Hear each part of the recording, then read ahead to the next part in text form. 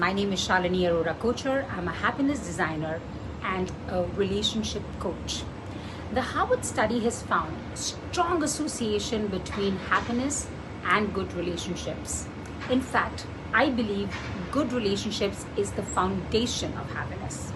If all is well at home, you can give your all to work. Try doing that if you're fighting with your spouse. People often, after a few years, feel that their relationship is not as it started out. Relationships change over time, as do you.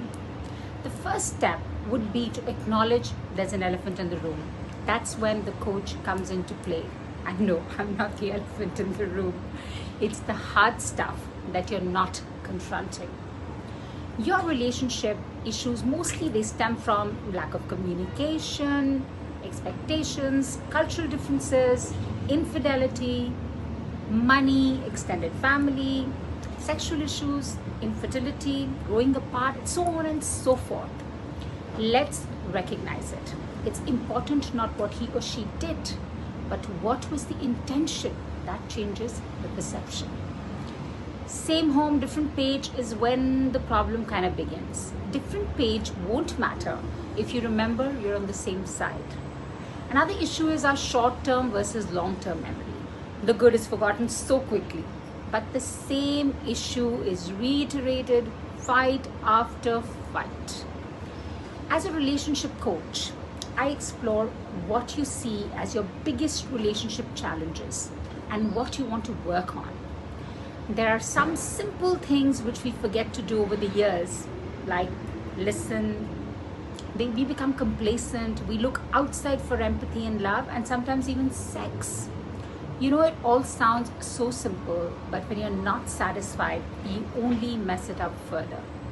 Whether it's a spouse relationship, a friend relationship, or simply just a coach and coachee relationship, the bottom line is together we can and together we will.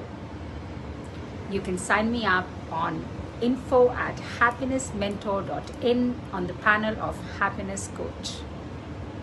Have enough courage to trust love one more time and always one more time.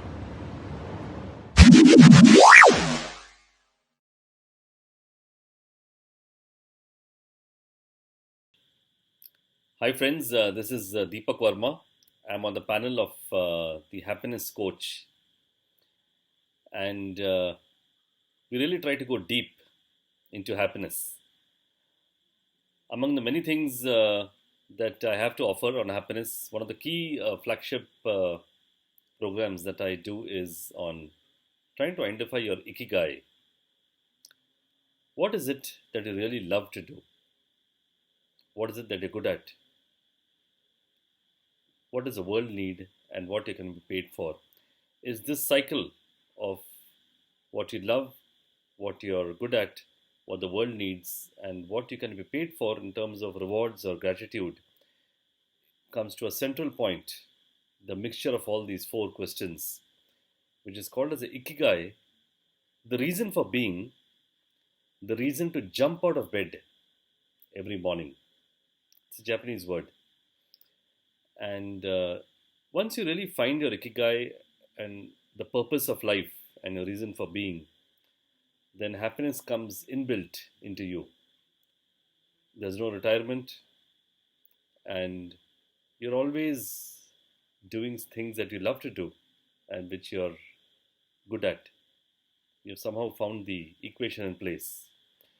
We begin by focusing on our strengths and trying to create a matrix of strengths around us, which can try to lead us on to more important things on which we can cooperate, which disturb us less, and how we can really move out of the three pronged disease of stress, anger, and depression, which is a SAD phenomenon, SAD, and how we move out of this into a core, a true happiness, a true joy, which exists within us.